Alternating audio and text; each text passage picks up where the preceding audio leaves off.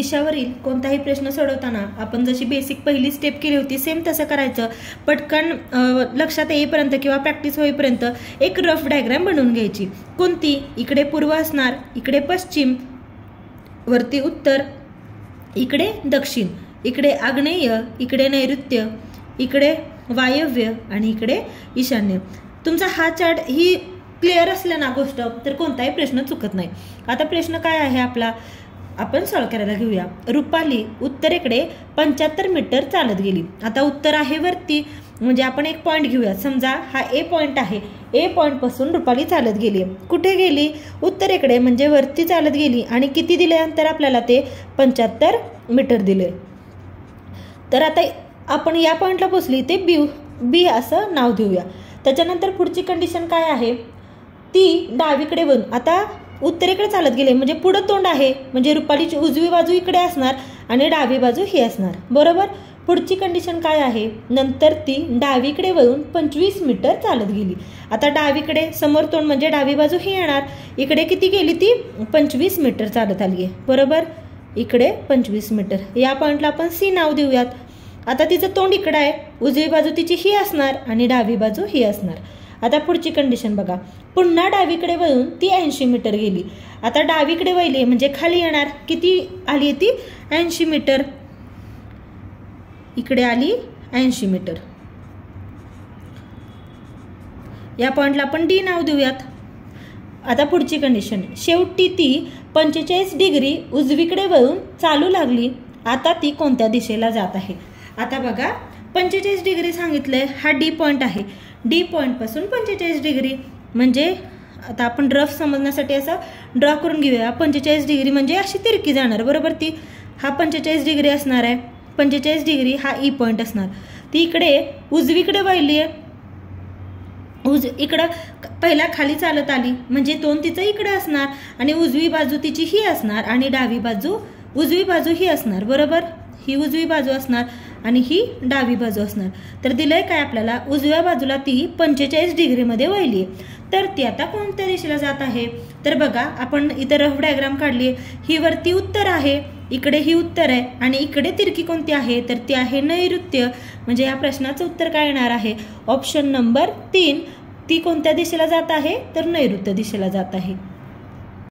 पुढचा प्रश्न बघूयात। यश उत्तरेकडे 10 किलोमीटर चालत गेला, नंतर तो दक्षिणेकडे 6 किलोमीटर चालत गेला, नंतर तो पूर्वेकडे 3 किलोमीटर चालला।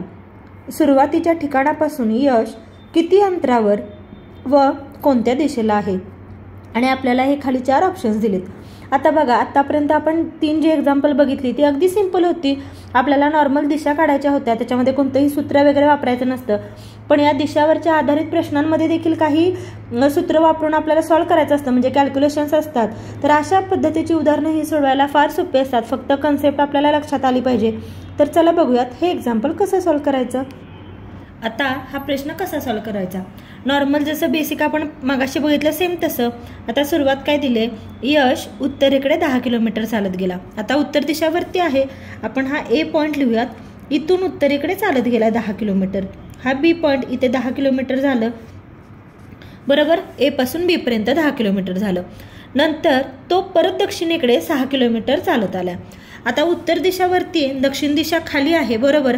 म्हणजे तो परत खाली आलाय, परत इकडे दक्षिणेकडे आलाय आणि तो किती आलाय? 6 किलोमीटर आलाय। म्हणजे समजा इथेपर्यंत आपण हे पूर्ण अंतर 10 आहे, बरोबर। म्हणजे उत्तरेला पहिल्यांदा गेला तो 10 किलोमीटर गेला, नंतर दक्षिणेकडे आला म्हणजे तो परत माघारी आला, तो किती आलाय? 6 किलोमीटर आला, बरोबर। 6 किलोमीटर आला, समजा इथेपर्यंत 6 किलोमीटर तो आला। पुढे काय कंडिशन दिली? नंतर तो पूर्वेकडे 3 किलोमीटर चालला। आता पूर्व दिशा कुठे आहे? इकडे वरती उत्तर, दक्षिण, पूर्व इकडे आहे। तो पूर्वेकडे किती चालला? पूर्वेकडे 3 किलोमीटर तो चाललाय। इकडे 3 किलोमीटर चालला। आपण याला डी पॉइंट देऊया। इकडे ए बी, इकडे परत तो दक्षिणेकडे माघारी आला, हा सी पॉइंट, आणि इकडे पूर्वेकडे आला, हा आपण डी पॉइंट देऊयात। पुढे काय कंडिशन दिली आहे? 3 किलोमीटर चालला तर सुरुवातीच्या ठिकाणापासून यश किती अंतरावर व कोणत्या दिशेला आहे. आता सुरुवातीचं ठिकाण कोणतं होतं ते ए आणि शेवटचं ठिकाण कोणतं आहे डी. तर आपल्याला विचारलंय काय की सुरुवातीच्या ठिकाणापासून यश किती अंतरावर आहे, म्हणजे थोडक्यात हे अंतर विचारलंय आपल्याला ए टू डी आणि दिशा ही विचारले, ही दिशा कोणती आहे ते विचारले. बरोबर. आता हे कसं काढू शकतो आपण, तर बघा आता इथे कोणता थेरम यूज करता येईल हे अंतर काढायचं आहे, म्हणजे पायथागोरस थेरम. हे बघा इथे सी डीचं अंतर आपल्याला माहिती आहे, ए सीचं अंतर आपण काढू शकतो. कसं, आपल्याला ए सीचं अंतर कसं काढणार, ए बीचं अंतर माहीत आहे आणि बी सीचं अंतर माहिती आहे, म्हणजे ए सी बरोबर काय येणार ए बी वजा बी सी. मग ए बी किती आहे आपलं 10 आहे आणि बी सीचं अंतर आहे 6 किलोमीटर. मग आपल्याला इथे ए सी भेटणार, ते किती झालं 4 किलोमीटर झालं. बरोबर. आता यावरून आपण काय, आणि आपल्याला सी डी तर माहिती आहे, सी डी आहे आपलं 3 किलोमीटर आणि आपल्याला काढायचं आहे ए डी. तर पायथागोरस थेरमनुसार कसं काढणार, ए डी बरोबर square root of A C square plus C D square. आता ए सी किती आहे 4 स्क्वेअर प्लस सी डी आहे 3चा वर्ग, 4चा वर्ग 16 अधिक 3चा वर्ग 9, 16 आणि 9 किती असतं 25 आणि वर्गमुळात 25 येतं 5. म्हणजे ह्याचं उत्तर काय येणार 5 किलोमीटर. म्हणजे सुरुवातीच्या ठिकाणापासून शेवटचं अंतर किती आहे तर ते आहे 5 किलोमीटर. आणि आता दिशा कोणती आहे, कोणत्या दिशेला आहे, डी ही दिशा आपल्याला काढायची आहे. तर दिशा आहे ती पर्यायामध्ये बघा 5 किलोमीटरचा आन्सर 2 आहेत, एक आहे पश्चिम आणि एक आहे ईशान्य.